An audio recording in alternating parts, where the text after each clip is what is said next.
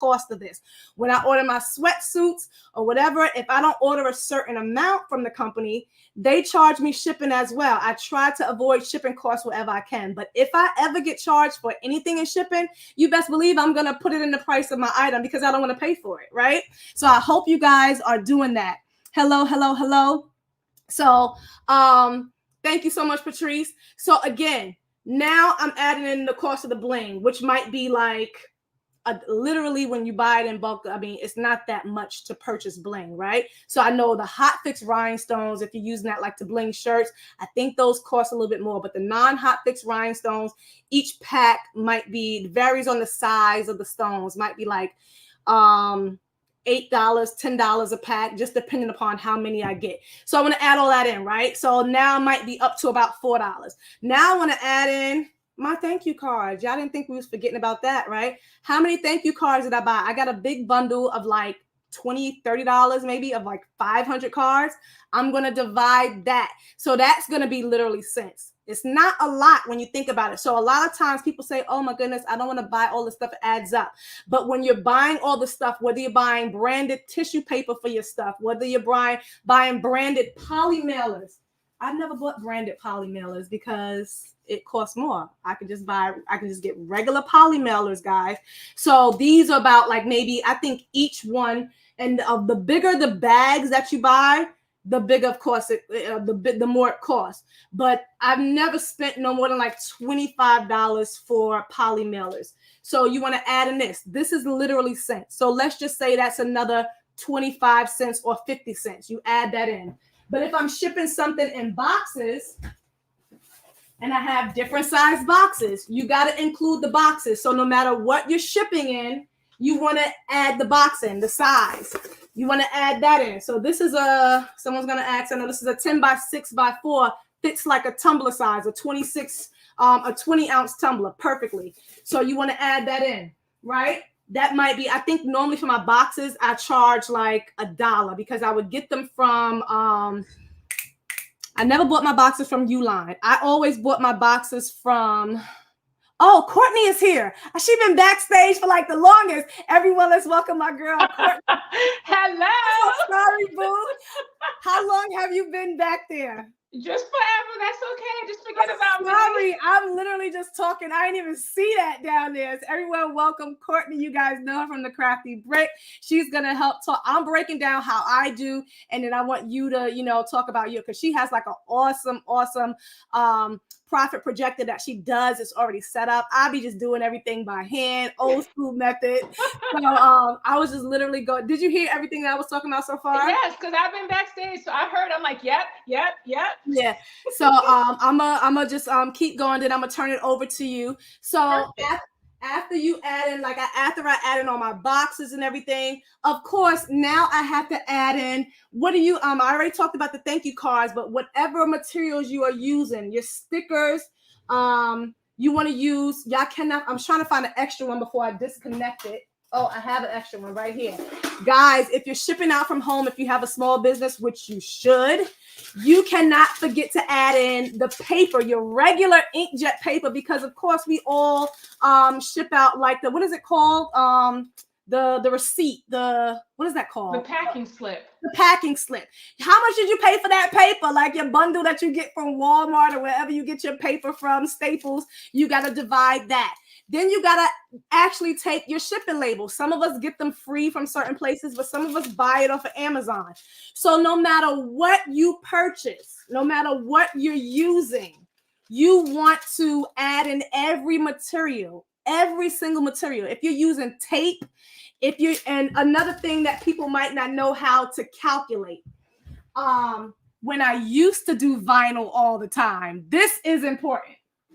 How do you calculate this big old roll of vinyl, this huge roll of vinyl that you purchase for like $30-something, right? And you're only cutting out a small piece for one part of your shirt or hoodie. How do you calculate this, right? So in the beginning, I used to wreck my brain. I'm like, oh my God. what? And because I want to add this in, I purchased it. I got to use it, right? So I don't remember how many yards this is. So I'm just going to give you guys a random number. Again, I'm doing the old school method. Courtney going to come in with the new school method, but this is what I used to do. So let's just say this was 12 yards, right? 12 inches by 12 yards. I literally would say, how big is my design that I'm going to be using? So if I'm doing like a 1-inch design and this is 12 yards, I would divide 1 inch into 12 yards and see how many designs I could get with that, right? Yeah. Per square foot or per square inch or however you do it. That's how I would do it. And I hope that makes sense to you guys in your head, because I want to see how many designs I can get of the same thing, you know, even though we know it's not going to be the same thing, but I was just me trying to rationalize how many designs can I get with the same thing in this one roll, right? And I would divide it, whatever that cost is. If I paid $36 and if I was able to get 100 designs out of these inches, that would be my price. Whether it would be 75 cents or whether it would be $1, I would add that on. Please let me know if that makes sense to you guys. So I'm adding in everything. If I'm using transfers, if I'm using, now we're using DTF. Now we're using white toner, the laser images. I know off the bat, the white toner A and B, that's $200 for the pack of A and B with 100 sheets. So automatically that's, what's that, $2 per print or $4 per print? What's 200 divided by 100? That's $2, right? Yeah, something like that. Look, I've been out of school for like how long? A year, something like that. Whatever that number is, you want to add that on. So let's just say now with my t-shirts, with my hoodies, well, let's keep it at t-shirts because hoodies is going to cost more. Right. But that t-shirt starting at $250, and now I've added in the vinyl, or I've added in my DTF. Now y'all know if we do a DTF, you got to add in the powder, you got to add in all that. So you got to fact those prices go up.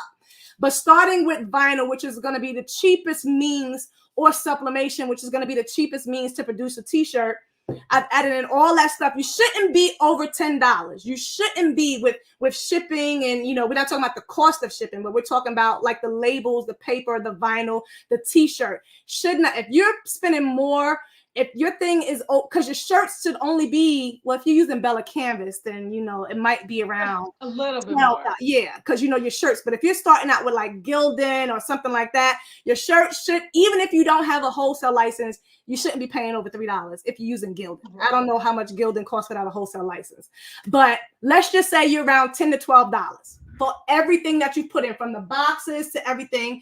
Now you have to decide if you want to hide the cost of shipping in your price. When I was on Etsy, I never paid for shipping. Some listings, I had the shipping afterwards because some people like to know, but then sometimes they want a flat rate where they don't want to see shipping. If you say the item is $25 and then I go to checkout and then I have to pay for shipping on top of that, it might deter them. So I don't even want it. If I have to pay for shipping, I'm like, I don't even want it. Yeah, so 9 times out of 10, especially with a lightweight item, it's all of my items that were under that registered under first class, that was under £1. I always hid the shipping because I knew it was only going to be like $5 or $6. Now I had to take into account, I live on the East Coast. If I'm shipping to somewhere like to Courtney, her shipping rate is going to be a little bit higher because she lives further away. So I always added in the shipping at like around $5 or $6. Now, if you have a real light item, if you're shipping like jewelry, that's nothing. Definitely you should be hiding the shipping all the time. So now that you've hidden the shipping, now you're probably at around $15, $16, $17 around, right? That seems a little high. You're talking about t-shirt? Yeah. I think that seems a little high. But that's with shipping. That's what I'm giving y'all hypotheticals. I'm not right off the top. These are all hypothetical numbers. After you've done all your pricing, it should be somewhere around $12 to $13. Now the big question is, how much money do you want to make That's the big question. The question is, all right, how much profit do you want to make off of Show whatever? me the money. You know, off of anything that you're making. Whether you're now, if I'm blinging a mug, which takes 1 hour about to bling, y'all see that beautiful bling? Y'all see that beautiful bling?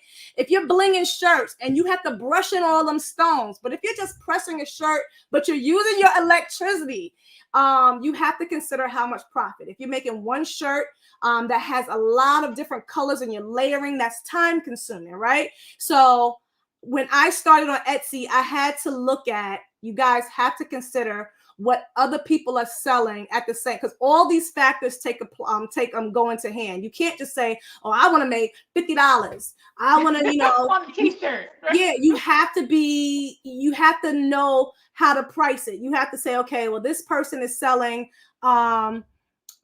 this person is, and I'm gonna add your other computer backstage in a few, or do you want not Okay, one? When you do it, right? Yeah, I'll do a screen share when I do it. Yeah.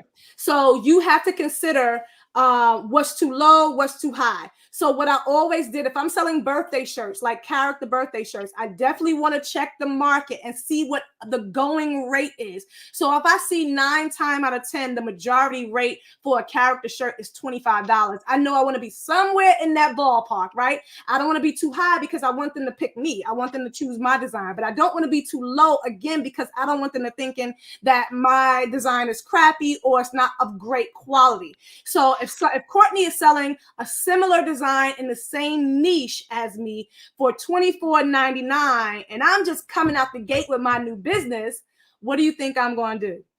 I'm going to sell mine at like maybe $24.50 or maybe $23.99 just until I start getting some sales and some momentum. And once I start getting reviews and start getting sales and I start adding other designs, I'll be like, bye-bye, Courtney. Now I got the business.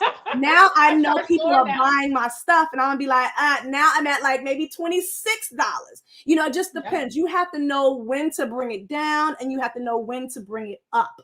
All right. So I always price my stuff. And some people say, I think there was a rule that I used to hear. I don't know if I can remember it correctly about like the 1/3 rule about pricing the profit.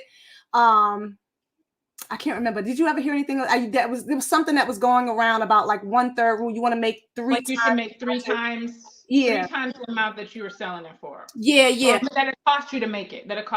Yeah. So let's just say, so my rule was I wanted to at least try to make off of a regular t-shirt, at least try to make somewhere in the ballpark of $10 profit.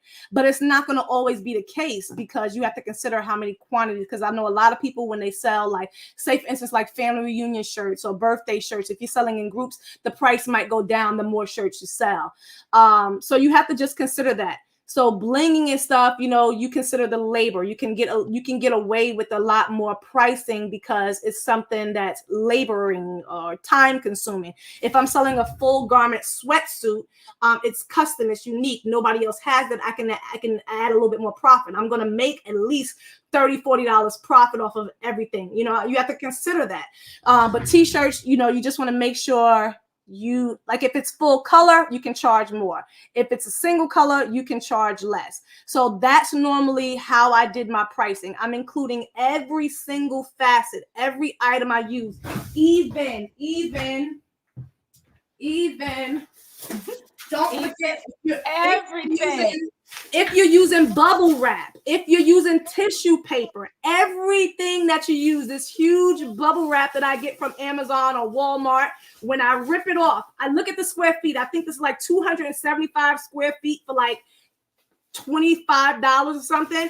Don't you know per 12 inches, I have to divide this? You have to learn how to divide it because you're not using the whole thing at once. You want to break it down to only what you're using per inch or per item. And those come in sheets, so you could do it per sheet. Yeah. So this one I bought when the roll was the one that, I tear.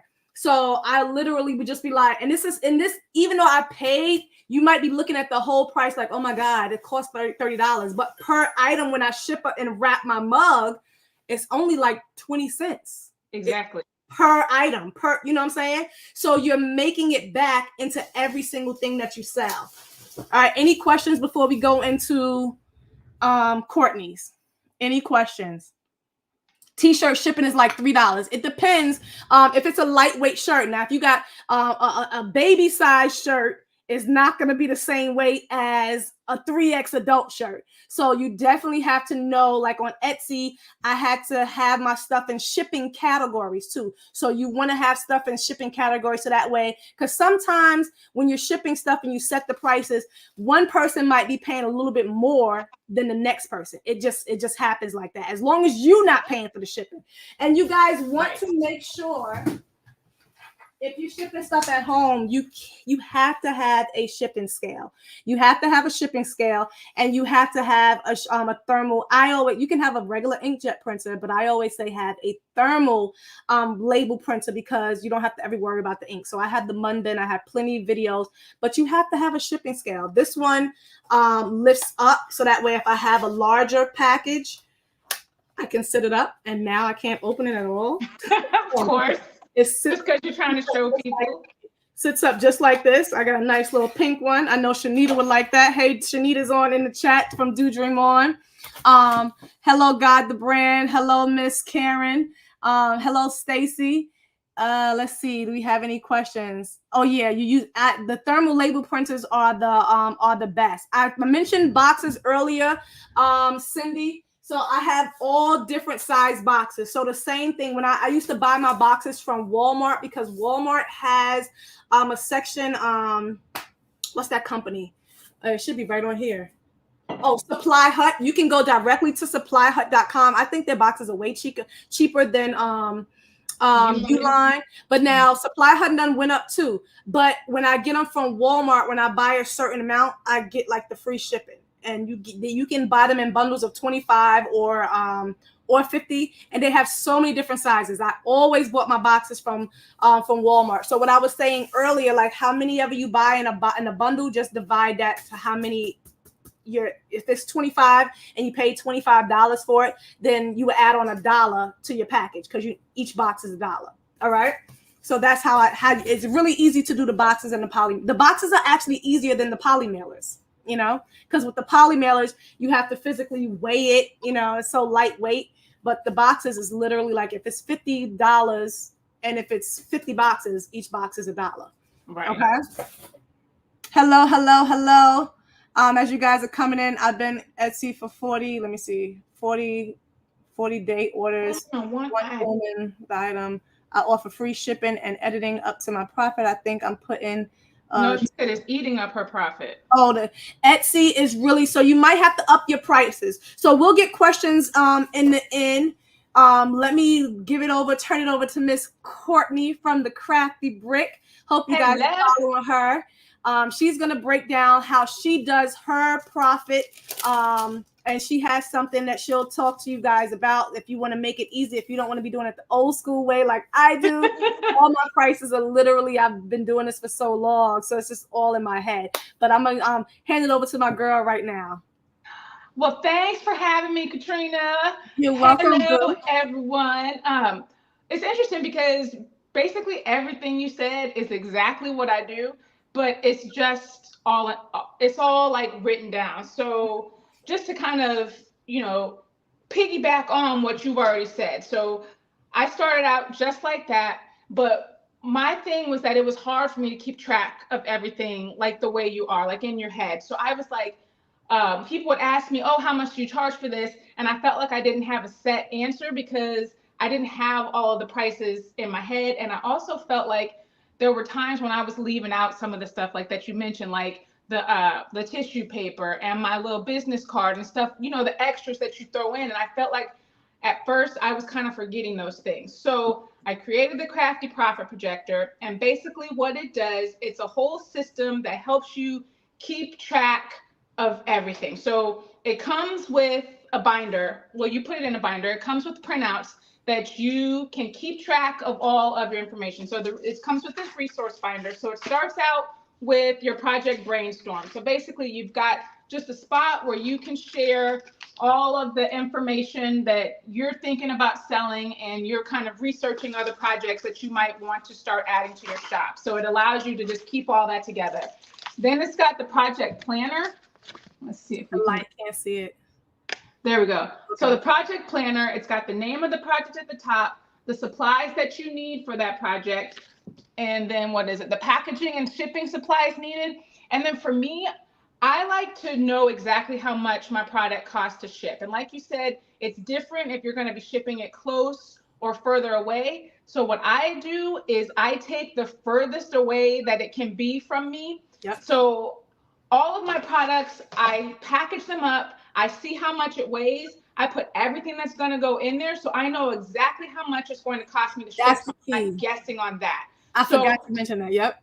You got to figure out exactly how much it is, because you might think it's going to be like $5 and it ends up being like 10, and you don't want to mess up with that. So whenever I make a new product, I package it all up, and then I put it in I use Pirate Ship for shipping, and I put in my zip code and I put in a Maryland zip code. Okay. And if it costs $15 to ship to Maryland, that's what I'm putting in the price of my product. So it might not cost me all of that money. Like if I'm shipping it in California, I might make a little bit more if I'm shipping it to California. But all in all, I'm not going to lose money on shipping. And people like the price of the product in there anyway. So this goes in your project planner, so you know exactly how much the stuff is.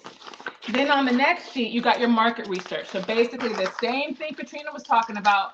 I go online, I see how much people are selling it for on Etsy. I go to other shops that I see on Instagram. How much is everybody selling this product for? I try not to be the highest. I'm not trying to be the lowest either. Like if you're the lowest, people are like, well, why isn't she selling it that much? Is it not that good? So I try to be, somewhere in the middle, especially when you're starting out, because you don't want to be too high or too low. Then I've got vendor research. So I want to figure out where is the best place to buy my product. So I check out a lot of different places. Like in here, I've got like these mugs. It's a 36 pack. It costs $64 from this company for this 36 pack of mugs. This other company is $57. So I just keep track of where I'm finding all of these materials so I can figure out quickly at a glance where I should buy my product. And then the last part of the resource binder is your common forgotten costs. And that's what Katrina was talking about. I've got filler paper, tissue paper, ribbons, stickers, labels, business cards, all the stuff that you might not think about when putting in the cost of your product. These common forgotten costs, I call them CFCs, that allows you to try and, can you see it? Oh, there we go. See the things that you might be missing. And then it's also got extra lines for things that maybe I didn't think about that aren't in my product that might be in your products that you include and maybe I don't. So you take all of the stuff from your resource binder. So I do this for each product that I'm selling. So I have a list of all the things. So then let me do, Katrina, if you can add my computer. Oh, let me turn this down. We don't have.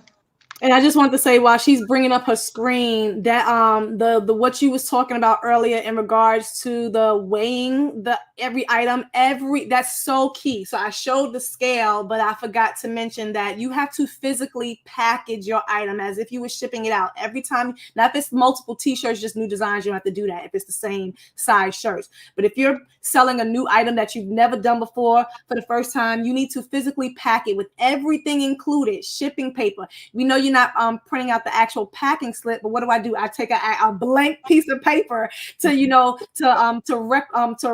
replicate the weight.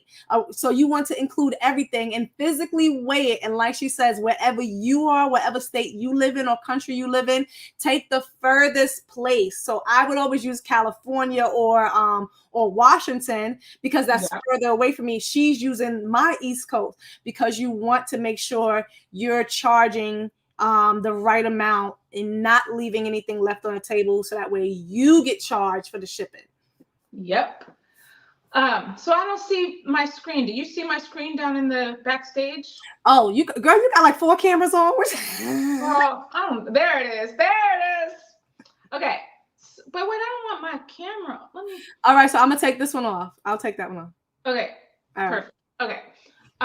So basically this is the spreadsheet that comes with the Profit Projector. So down here these are all your products. You've got a sheet. Let me where is my sheet? Okay, you've got blanks here, materials, packaging, merchants, and labor. So those are all the tabs that we have. Basically, what you do in order to use the profit projector, these are sample things in here, sample products. So like what Katrina was talking about earlier. So like you've got a V-neck t-shirt right here. Purchase price of it is $7. So when you have a new product and you're trying to figure out the price of it, I'll walk through how to do it. So maybe I'll put t-shirt here in the first column. So now we're going to go to the blank cost. So we go to our blank tab, and I've already put in some information on here just from blanks that I've used or blanks that I'm thinking about using. I put them in here. So I've got a V-neck t-shirt here. It's $7 and it comes in a 1-pack. Like this mug is $64. It comes in a 36-pack. So the formulas are already calculated in here. So it tells you exactly how much it is per unit. So if I'm making a t-shirt, I need 1 t-shirt. So I put it in the quantity needed. So it tells me that that t-shirt is $7 right here. And then up here, it tells me that it's $7. Because if I was using maybe more than one thing for a product, I might, like if I needed a sublimation tumbler with this product, then it tells me that sublimation tumbler is $6.25. So then the total cost of my blanks changes up there. So it automatically calculates that for you. Mm-hmm. So I'm deleting that, but right now we've got $7 for our total cost of our t-shirt. So I go back to the main sheet, I put in $7 for my blank cost. Our material costs, we come back to the materials tab. Maybe we're making a t-shirt and we're using vinyl. And like Katrina was talking about before, I've got a vinyl roll here. I paid $26 for the roll. The roll is 15 feet by 10 inches long. And then that means that it's 1,800 square inches. So this is already all in here. So like say for instance, my design is 5 inches by 7 inches. I'll just put 5 times 7 in here. That means it's 35 square inches that I need. And it tells me automatically that it's 0.50 cents. So 50 cents for that amount of vinyl that I'm using for this t-shirt. Real cheap. Real, oh my gosh. But you guys might be looking at the entire cost, but you have to break it down per design. Per design, exactly. And then all the other things you might, so it's broken down in materials that are measured by the length and then materials that are measured by the unit, like an easy color or easy subly. Those are sheets of materials. So those wouldn't be square inches that you need. Yep. So maybe if you're using easy color, you only need 1 sheet of the easy color for this project. Maybe you're using vinyl and easy color. So I've got 1 sheet of easy color, which was $2. And then I've got 35 square inches of vinyl. So over here on this left side, it tells me that that's $2.51 for this project. So I go back to the first page, $2.51 is how much my material costs me. Then we go into packaging. So I've got lots of different boxes, tissue paper, a lot of different things. So you just determine what do you need for this package. I know that I'm going to need a plastic mailer to ship it in. So that's a one bag. I know that I might use, I don't know, 2 sheets of tissue paper. And I am going to need 1 shipping label when I ship it. And I'm not going to need any bubble wrap. That's probably all I'll use. I'll put a thank you card in there. So I'll put 1 thank you card in there as well. So it shows you the total cost up here at the top left, 73 cents for all of those items. So we'll go back to the main sheet and we'll put in our 73 cents. Then our merchants. I've got the fees for each merchant that wherever you're selling. So Shopify, Etsy, Square, PayPal. These can change, but I keep them updated. So actually, once you download it, it won't update. So you'll have to change the price, the fees that the merchants charge. But that's what these are for right now. They're percentage fees and they're fixed fees. Mm-hmm. So in the spreadsheet, on that sheet, I know right here there's a drop down. So this is in whatever if you purchase the Profit Projector, you'll have this drop down available. So you just click which one you are using. I'm going to be using Shopify. It automatically puts in what the price of that is, what the merchant fee is. What that say, 20 cents? I can't see. It says 30 cents. 30 cents, okay. Yeah, but that's because I don't have a sale price yet. I'll put that in afterwards because we're going to see how much it costs, and then we'll play. You can play around with the sale price, and you can see exactly how your profit margin changes depending on what your sale price is. So first, we're just determining what the cost is, and then we'll go in and determine the other part. So our shipping would be from your resource binder. So what did you determine was your shipping after you packaged everything up? You've got your one sheet, so you would just go back, reference your sheet for that particular project, and you're like, oh, okay, my shipping was $4 for this project. So I'll put in $4 there for the shipping costs. Now you see my total profit is negative $14 because I don't have anything in here yet for charging. So the labor also, you can calculate the hours that it takes you to complete a project. So maybe the t-shirt will take you, I don't know, 30 minutes. So we'll put in half an hour, so 50. And you put in your hourly rate, what you want to make per hour. This is just a sample. So maybe you're saying you want to make $20 an hour. So the labor cost for that particular project is going to be $10. So you've got right here, this is $24 that it's costing you to make this, but you've got your labor and everything in there. So if you go in here and you sell it for $25, then, wait, where? Your profit margin is 1%. So that's not going to be a good price for that one. So maybe you want to change it to $35. And then you'll see your profit margin is 27%, and you're making $9.45 on that t-shirt. Mm-hmm. So then that's how it works. So you can go in and play around with the numbers and see what do you need to charge to make the amount of money that you want to make on this particular item. But you've made sure that you have all of the items in the cost of your product so that you're not losing money, and you try not to forget any of the items. Like you said, all of those things add up. Even if they're just a few cents, they add up, and you don't want to pay for them. You want to make sure they're in the cost of your product. Yeah. So I like the fact that I definitely, because I haven't sold on Etsy in a while. I sell myself. So, you know, of course, you know, with me, Shopify, I believe it just charges, I pay, like I'm on a plan. So I pay it all up front once a month. I mean, once a year. Wait, all your shipping, like all your the shipping, you know, it gets charged back to me because they pay for the shipping. So on Shopify, they pay for the shipping, everything they pay for. But that fee that you put in for Shopify, because I'm hoping I'm not forgetting and leaving, like, is there, I know like there's the card charges and stuff like that, but what is specifically that's the merchant processing fee. That's what this fee is. Okay. So okay. That's the credit cards. Yeah. So I contribute, all of that is totaled into my prices already. So guys, so you have to make sure that you're including, because when I did sell on Etsy, I had to always calculate that 15% or something, or sometimes I charge like a little bit more because, you know, the more you sell, the more Etsy takes out. It's crazy. Oh my gosh, right? So let's see, like, so Shopify right here, it's costing me $1.46 for this item. Etsy, $4.05 a charge. Etsy is no joke. It's gone up so much. Yeah. PayPal be $1.69, Square $1.14. Yeah, Etsy is just a lot. Yeah, and I felt like sometimes I'm like, you know, because you want people to get a good deal, you want people to buy what you're selling, but it's like, how much do I have to charge for one little shirt? And at the same time, that's why I kind of got away from vinyl too, because, you know, you're putting in so much work, especially if I had all these kit designs and I was doing all these layering and stuff. That's time consuming, and then you're only making like $9 to $10 of profit off a shirt. It wasn't worth it for me. Right. So I'd rather, you know, like either just do like sublimation, DTF, or white toner, because it's like all in one, all that layering for $10, and don't let them have multiple shirts, family shirts, a little kid. Right. I was like, oh no, this is crazy. It's a lot. Yeah. It's a lot. That's why I like the DTF. Yeah. Yep.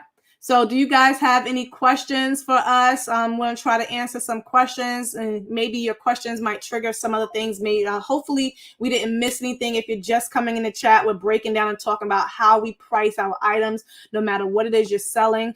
So definitely go back to the beginning so that way you don't miss any information. And Courtney's profit projector will be linked down in the description box after I end the video. I'll have the link. That way you can guys, how much is it if they want to get that whole spreadsheet and everything? It's $65, but anybody who's watching tonight or this week, I'm going to do a 10% discount with the code Katrina, and that will be available until Saturday, the end of this weekend. Okay, so this projector that she has, guys, and how when I looked at it and I was like, oh my, so literally how I wanted to show you how I did it in the beginning, because it's so easy to forget. It's so easily to forget something or leave something out or not calculate the right way. But the way she has, I don't even know how you came up with this whole thing. Because my husband is a finance person. He's okay. So he helped me. Girl, he was helping me with all this. I'm like, I don't know how to do this. I'm losing money. I would have never been able to come up with all that. I'm not good with like Excel, but she has everything that you can think of already plugged in, and all you're doing is taking your products and all the stuff that you're using and you're plugging it into her projector, and you can literally see, okay, no, I don't like that price, that profit. I need to sell a little more. Oh, that's a little bit too high. I can change. Right. So you're literally, everything is right at the click of a button at your fingertips, where you can plug in all your supplies. You have all the websites, listen, it's genius. It makes life so much easier and simple. Okay, you can remove that. You can remove the screen from. I'll stop sharing that. Okay. Well, that was awesome. So that link again will be down below in the description box right after we end the live with the code. She's going to be giving you guys 10% off if you want to use it. It'll be a great value to you guys, or at least you get to see how we do things. So that way now you know how to price your items. But let's look at the chat. Okay. Hey, Queens. Hello. I'm biased. Some cost. Oh, somebody said, does this work on Google Sheets? Yes, you can do Excel or Google Sheets. It comes with both, so you can choose which one you want to use. Someone said, can it be used with Apple products? What do you mean, like on the phone? You can pull it up on anything, right? Yeah, you can pull it up. Yeah, I've used it on my iPad and my phone. Okay, so now DJ Kev said, once again, everything shouldn't be a charge to the customer when running a business. Like what? Like, please clarify. What do you mean? Because if I purchase all the stuff, what do you mean shouldn't be a charge? I'm just reading through the comments. Trying to make sure I don't skip any questions. Do you charge taxes on items? Yes, you do. You have to charge taxes on items. I mean, it depends on where you are, where you're selling to, like where you're shipping to. So you'll need to check the tax rates in your state and how you are supposed to be charging. Etsy, I know, does it for you. Mm-hmm. Shopify, you can set it up in there as well. Yep. But you definitely need to make sure you're charging taxes. Check with your tax person and your state, and because you're going to have to remit taxes at the end of the year. Definitely. And I know, depending upon your threshold and how much you're selling, right now, like, so say for instance, like Shopify, anyone can purchase from me, but if Courtney purchases from me, because I live in the state of North Carolina, she won't get charged tax on her item. But anyone who purchased from me who lives in my state will get charged tax. So you have to know your threshold. I don't know off the top of my head what the number is. Again, that's why you guys have to get your own CPAs and you have to read those rules. I don't ever talk about taxes, but automatically, once you have it set up in Shopify, like she said, Etsy is, I've only sold on Shopify and Etsy. So any other platform I can't really tell you about, but I know you should be paying taxes. But everyone in your state should automatically get charged taxes. It's different for outside states once you sell a certain amount. So that amount would be different for everyone. So whatever your business is, you have to look up the tax laws, and you have to determine once you should be able to start charging other states taxes. Let's see. Things that are on sale in ounces. Does the spreadsheet account for that? I do not have ounces in there, but Maybe I'll update it. It's not hard to change it to include ounces. So I can do an update and include with ounces. Can you give us an example of what you're selling that you sell by the ounce? Like, give us an example of what your business, what you sell. That's what I'm wondering too. I'm trying to figure it out. Like, because I would only think like soaps? something like are you selling drinks, or I don't know what are you selling that's sold by the ounce? I didn't Oh, hear from glitter. that. Oh, okay, glitter. Okay. Oh, yeah. So you make your own glitter and like sell, because I buy glitter, but when I buy it, I don't buy it, but I do buy it. Is it by it is by like the ounce or pound. It is. Yeah.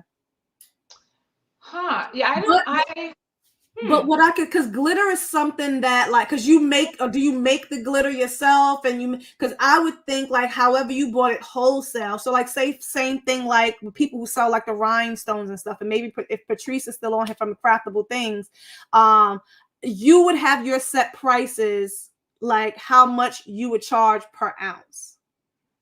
I guess that's what she's asking us to do. Oh, and then candles are sold by ounce and soap. But I'm wondering, like candles, it would be by soy. Like, don't you use like either cubes or flakes of soy to make it harder. make the candle? I would think that you would charge it by like how many. I would charge that by a quantity item. Like, so you get a package of soy flakes, and how many candles can you make? Like, how many scoops of it do you put into a candle? So But I would base that on a quantity. I've watched people make candles before. It's like so intense and all the stuff. But I think when you pour out what is that called? Is that the wax that they're using? Whatever it is that makes it hard. It's they weigh. I believe they might weigh that. I'm not sure. Some people weigh it. Some people just pour by the size. But they got to melt it first, so it's got to start from a solid. So and then they melt it. What about flat? There's so many different ways. Like there's so many different businesses. Right. Yeah.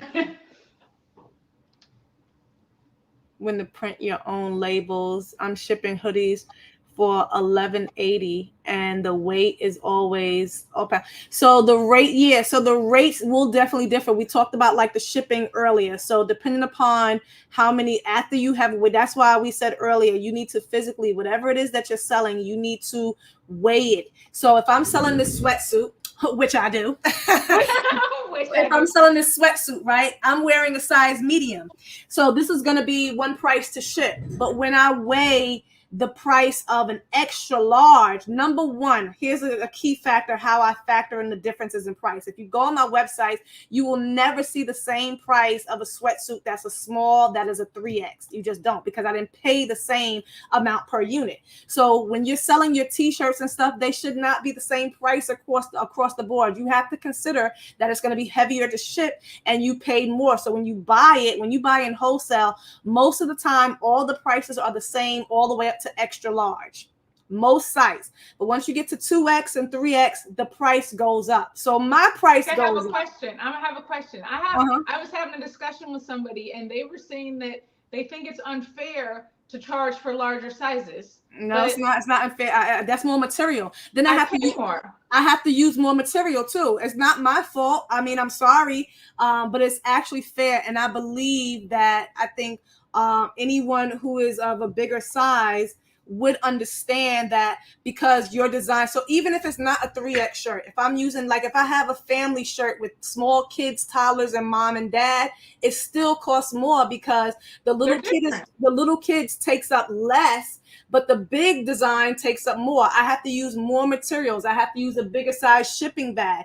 All of that comes into consideration. So I know sometimes when we go into an actual store, manufacturers, like if you go to Macy's and stuff, I think they charge the same price for like adult sizes, but that's a huge company. Right. They have machines that do all that.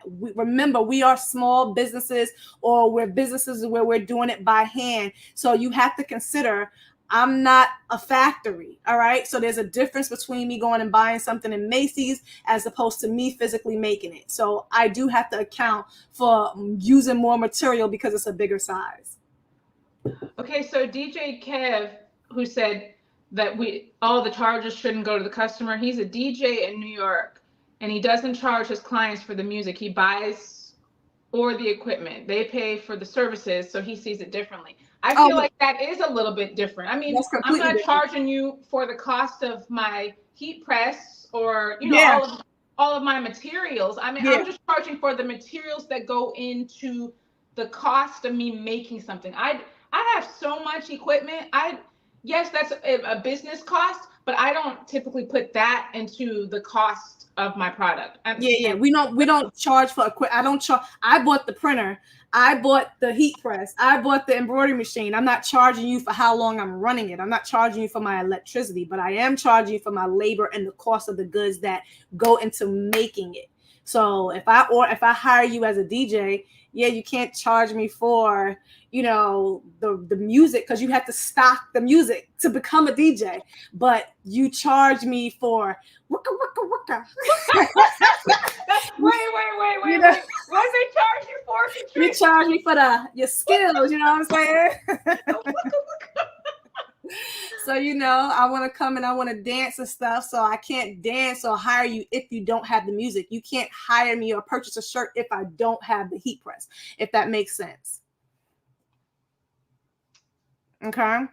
So like I have to buy all the stuff that I need to, if I want to be a cake baker. I'm not charging you for my stove, but I'm charging you for all the ingredients that I use and the time and labor spent to make the cake.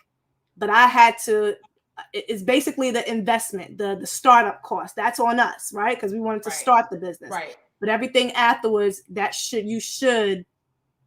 otherwise you're leaving money on the table. Exactly. So somebody asked us, the Profit Projector works similar to QuickBooks. I think it's different than QuickBooks. First of all, like QuickBooks doesn't really have like the spreadsheet feature. This is basically like, I use QuickBooks also, but I still use the Profit Projector because QuickBooks isn't going to give me the detail that I need in this particular niche down part of my business. QuickBooks is kind of giving me the big picture, like how much I'm making after I sell my products and my take home, and it's keeping track of that for me. But this is like even more detailed than I think QuickBooks does. So it works with QuickBooks, but it works differently. I use both. Unfortunately, it doesn't like speak directly to QuickBooks. It doesn't sync with QuickBooks, but really I'm figuring out the price of my product. I'm selling my product on the platform, and then that platform is speaking to QuickBooks. Like I get information from my bank and Shopify into QuickBooks, but this is just like an add-on to it. Yep. I think it's really great. Do you all ever deactivate listings if there's not selling? Yes, I've deactivated plenty listings on Etsy. Plenty. Yeah, I'll change out my listings. If you see something is not selling. So one thing about, like, I don't sell on Etsy anymore, but one thing or even on my Shopify, I take listings off. I have to go through now and still clean up some stuff. If stuff is old, if it never sold, or if I don't like it, or if I just want to update, I'm constantly trying to revamp and make my site better. So you guys should be doing that. Just like, you know, you throw out your old clothes and stuff that you don't use anymore. Some people don't because they're hoarders, but you know, out with the old and with the new. So I always change my listings around, or I try to make them better, improve if that's going to get me more sales. Right. Yeah, I've switched around all kinds of stuff, and I put my Etsy shop right now just on like vacation mode because I really have not been selling there much. I do mostly Shopify. And the prices had gone up with Etsy. So I'm like, I'm just not even gonna mess with it anymore. Okay, someone has another question for you. I'm gonna try to put these questions on the screen for people. One-time purchase come with free upgrades. Yes, like it is a one-time purchase. I haven't like had the need to upgrade at this point. Like everything was in there, but now that you guys mentioned the ounces, that is something that I think can go in there. I need to figure out exactly how you calculate the ounces, because for part of the things that you guys were talking about, I feel like it could be quantity instead of ounces. Because like even so, I think you can have an amount that you have in a big package, and how many soap bars can you make out of that big package. So that can also be quantity. So I think a little bit of it might be changing the way you think about how you quantify your products. I don't think it necessarily has to be. I'm just, like I said, there are different businesses, and I don't know every business and how it works. But as far as soap and candles, I feel like those could be a quantity thing as opposed to ounces. So the same way I broke down and I know it's a different example, but like I showed the box of how many I bought in the box, right? So the box cost me $36, but in each box there's 12 jars. So I divided it because I know I'm going to make 12 jars out of the whole box. So the same way she's saying, if you bought a box, what are those things, of the packs of cubes, if you've been doing this business or if you're just starting the business and you say, okay, I bought a bag of all of this, the wax, and I know once I melt it down, I'm going to get 10 soap bars. I'm just using this for an example out of here. All you're going to do is take the price that you purchased the whole bag for and divide it by 10. That's how much each one costs. You have to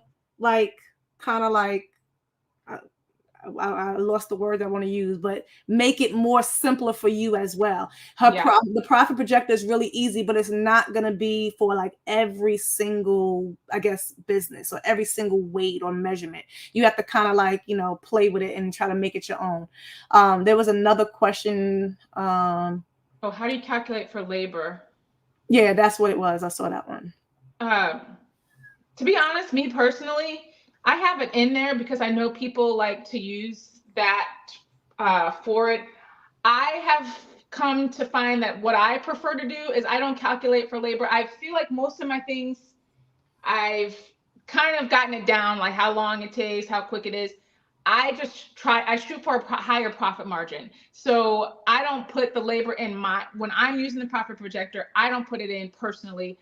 I shoot for like a 40 to 50%, sometimes 60 profit margin, higher than if the labor was in there. So I just account for it that way. But to do the labor in the spreadsheet, there is like, how much do you want to make per hour? And then it says, how long does this project take you to make? And then that's how you account for the labor if you're going to do it that way.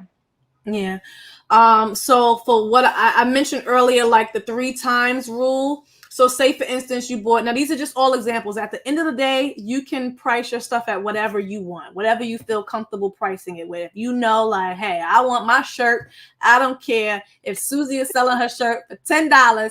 I want my shirt to be $50. You go ahead and sell your shirt for $50. Now, if you see nobody buying that shirt, then you might have to, have a reality check and talk with yourself. Be like, all right, I tried it, didn't work. Let me bring it on down. But at the end of the day, my profit is my labor. So it's not like 2 separate charges. I just say, what do I want to make at the end of the day after I make all this stuff? Sometimes you can start that way and work backwards, or you can start at the bottom of all the stuff and then say, okay, this is what everything costs me now.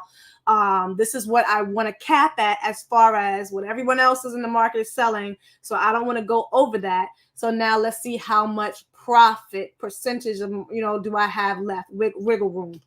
So some people say 3 times the amount of what you bought. So if your shirt costs you $3 and your profit, you might want to say, as long as I'm making at least $9 a shirt.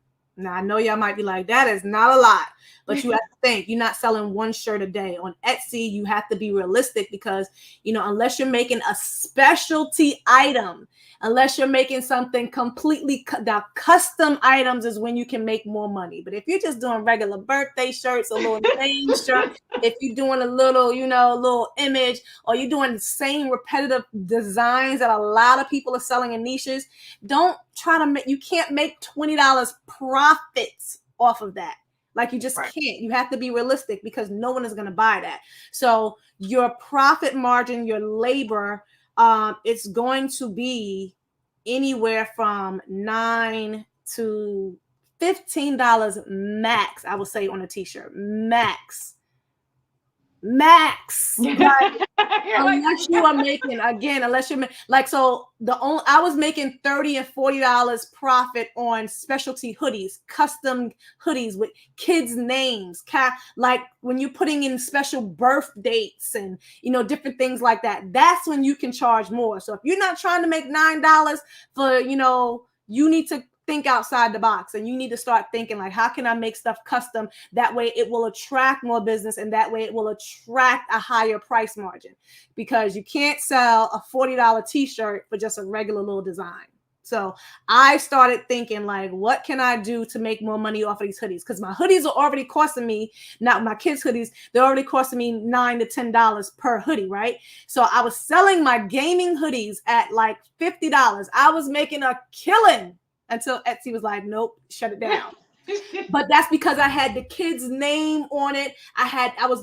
They would send me that, they would email me their custom character faces. So it was custom to every single kid, and there was no refunds. We ain't giving back refunds because that's custom. I can't resell it. Right. So that's when I was able to charge $50 a pop for a hoodie. All right. So you got to think outside the box. If I was doing family shirts and husband and wife shirts, and you want to start thinking that in order for you to make a little bit more too, I would always try to think, how can I get automatic multiple sales? So I would always sell things for like husbands and wives, like boyfriends and girlfriends. So that way, they ain't just gonna buy one shirt. It would have like the anniversary date or something on it. So it was custom, and I was always getting two, so my profit was higher. Listen, I ain't got time for no one little rinky-dink t-shirt. What? That's how I was doing.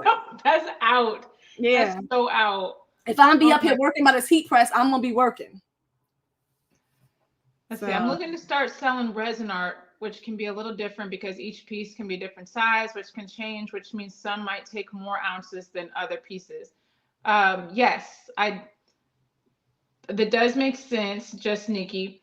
But I think you're going to have different size canvases, but each canvas size should take the same amount of resin. Like once you figure it out, like how much each one will use, I think after you do it for a little bit, there will be an amount that each size canvas would take. Like you've got a bottle of resin that's I don't know, this big. Maybe for an 8x10, it takes this much resin. So you can do 5 8x10 pictures with this amount of resin. So I think after a little while, it gets a little bit easier to calculate. But I think it also means you have to, in the beginning, be just more aware of what you're using, because I feel like sometimes you just like use it and you're like, oh, I don't even know how much I use. But if you just take the time to really kind of figure out how much you're using of your materials, then I think it gets easier to price. Okay, Etsy, Siri is. Wait, what's Siri? What's Siri coming in and interrupting the conversation? But go ahead. Let's see. Vinyl business on t-shirts is not profitable. Learn the lesson while scaling and growing. I think it depends on what you want to do. I know somebody that does vinyl everything, and she makes a ton of money. I feel like it's a lot of effort. I personally don't want to do a big order of vinyl shirts. That's just not my thing anymore. I used to, but I don't want to weed anymore. I don't want to weed a big order and do that. So I prefer to use the transfers for larger orders. But that's just me. I started out with vinyl. I'm trying to read through the comments. Yes, that's how I feel about labor costs. Thank you. I wanted to make a point, but I know DJ Kev that's why these companies love influencers, so they can sell their product while you make little to nothing. That's not true at all, because but wait, I missed that. I'm not sure what you're referring to because I'm selling companies' products. That has nothing to do with the price of what I make. That's two totally separate things. So don't get it. Big business always trumps little business. We're not talking about big business here. We're talking about us crafters and how this video is specifically to help people on how to price their products. Nothing more, nothing less. So all the other extra stuff, not sure that they're going to charge what they charge because they are a big business. We're teaching people how to charge for people, selling, whether they're making t-shirts, whether they're making mugs, candles, whatever it is. So at the end of the day, you want to make sure that you're including all of your supplies. You want to make sure that you're including, you're considering everything when it even comes down to the shipping. Don't forget your Don't forget your base prices of your actual product that you're selling, and it's going to be different for every person. Every person. Remember, those wholesale licenses are really important, because if you have a wholesale license, you're able to get, cut out the middleman. You're able to get stuff a little bit cheaper. So that's definitely a plus. It definitely helps you make a little bit more profit at the end of the day.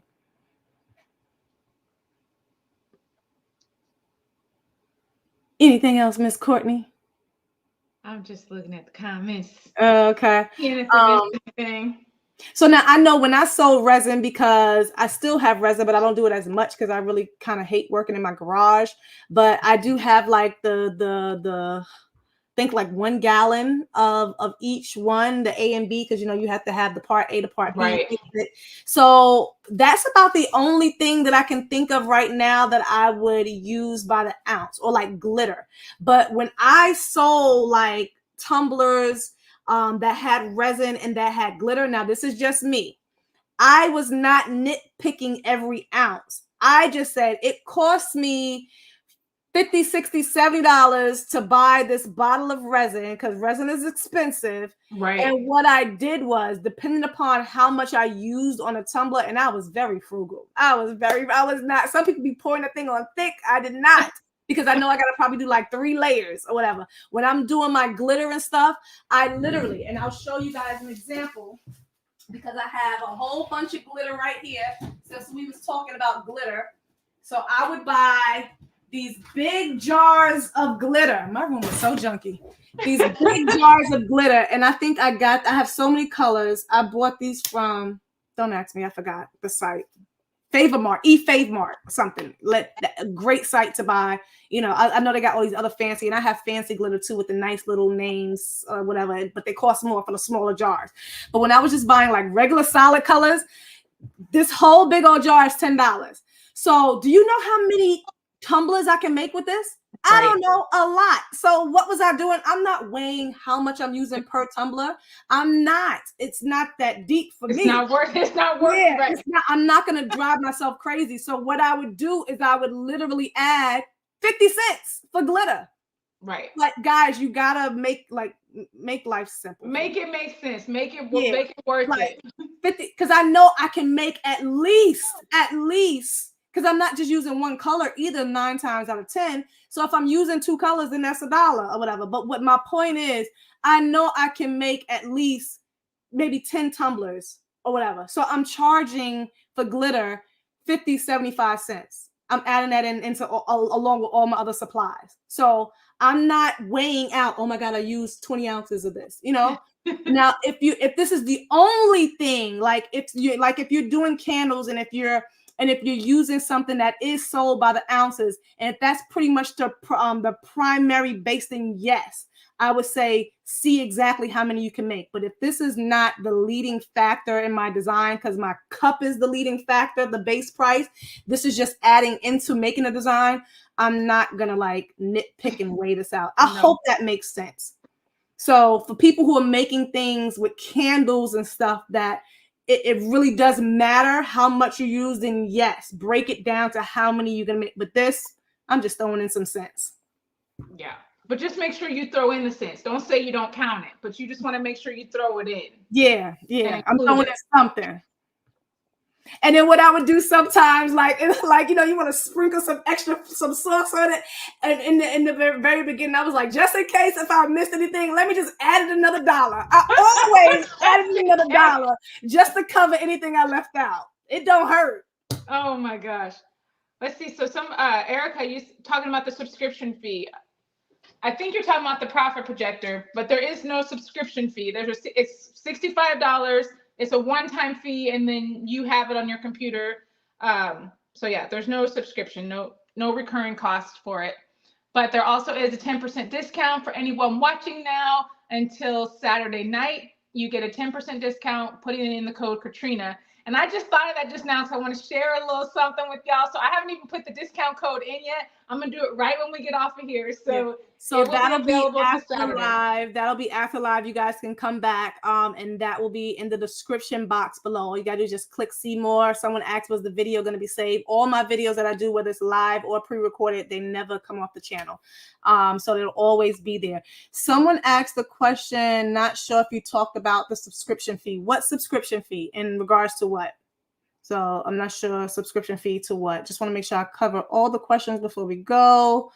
I know someone talked about embroidery. I'm going to do a separate video on embroidery. Embroidery is different. And, but when you're doing embroidery, how I price my designs is basically by stitch count. Now, if it's a left chest logo or a small hat, I have like set prices for that. So like I always charge for my left chest logos, like starting price $15. Now, if you want if you want me to digitize, that's like an extra fee. I'm not going to tell you how much I charge my digitizing. Book me and you'll find out. Because it just depends. Every digitizing fee is different too, because it depends on the size, how many colors, like it varies. So that's an extra fee. Then, you know, I start at $15. Then it depends on the type of garment it's going on. Is it going on a t-shirt? Is it going on a polo? So all of those matter. Polos cost way more than t-shirts. A t-shirt is like $2, $3, right? I'm not selling the design for $2, $3, but that will determine if I'm selling the shirt for $20 versus $30 or $40. You know, if I have to digitize it, that's an extra fee. So embroidery is like a whole different, you know, scale. If I have to do front and back, that's an extra fee. So every stitch costs more. So embroidery is like, that's a whole separate video for pricing. So if you're doing like a full design, how many hours, how many stitches? Alan from AW Production, he has a great way of breaking it down, and I learned from him, because you want to do you charge by the stitch count. So if you have a design that only takes me 30 minutes to stitch out, and if someone else gives me a design that takes me 2 hours, you best believe their design is going to cost way more than the 30-minute design. So embroidery is completely different. Oh, the subscription fee for Creative Fabrica. Yeah, the subscription fee, I believe it depends on when you purchased it, because there's so many different promos that's going on. It depends on if you're doing like a 1 month or you're doing like the all access year round. If you pay all up front. So I believe sometimes you can catch the deal at $3.99 a month or $4.99 a month, but you have to pay all up front. And that link is always down in the bottom of my description box in the videos as well. And that way you get all access to fonts, designs, bundles, SVGs, and everything. Is amazing. Yeah, everything is commercial free. So that way you can use and resell for your own business. It's awesome. You can change it up. I mean, they just have millions of designs and fonts. So that link will be down below in the description box as well. And I have so many tutorials on Creative Fabrica as well. Someone said, just going to be like the last few questions. Oh, my goodness. We've been on here for an hour and a half. I'm getting a headache. I got to eat. I'm hungry. I'm getting hangry.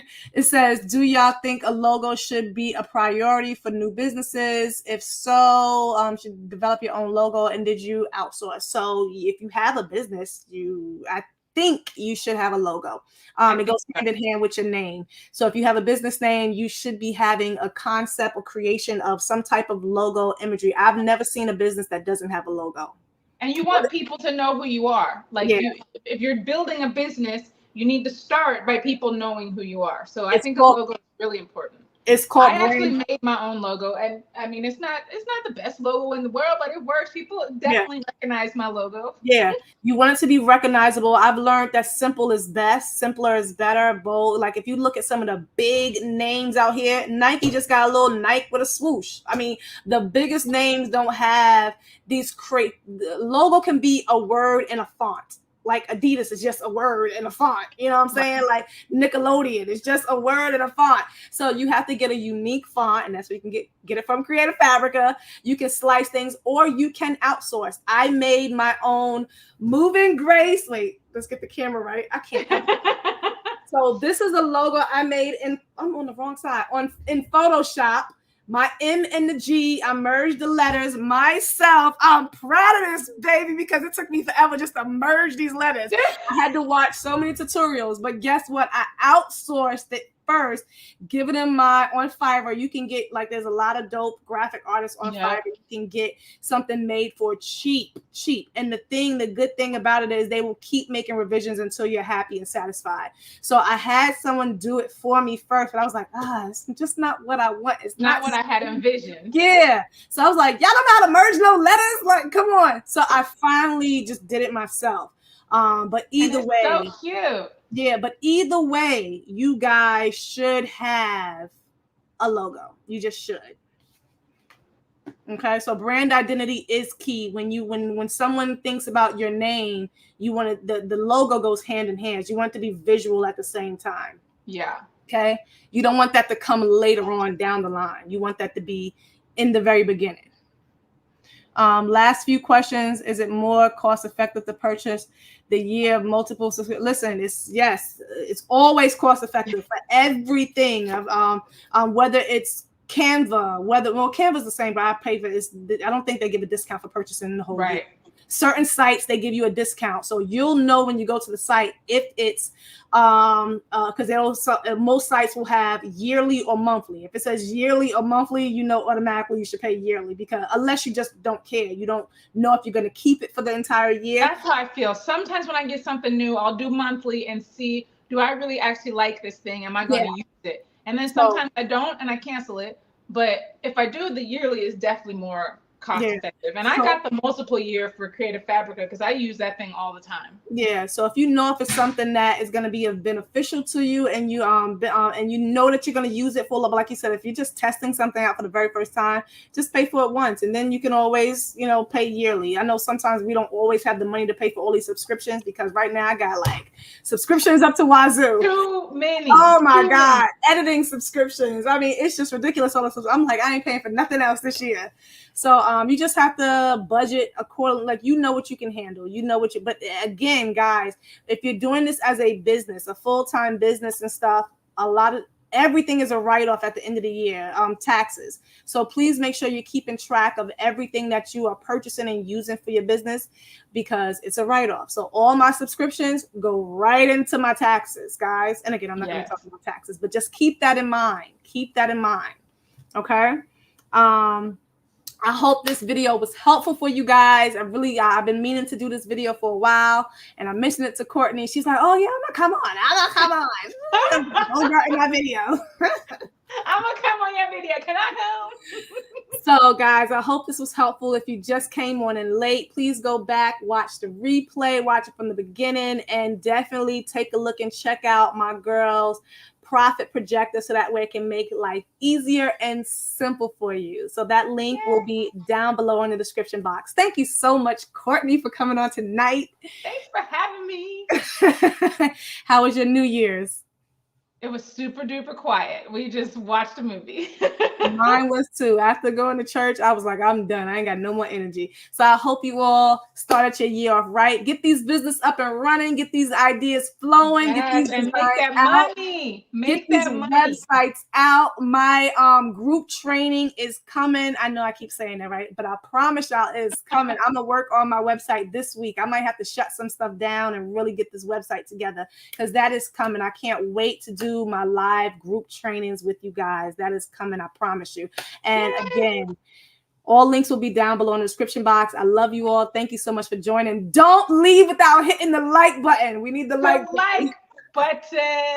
All right. I wish you all a safe and happy, blessed New Year. Enjoy the rest of your night. Love you all. Happy New Year. All right. Bye. Bye. Bye, Courtney.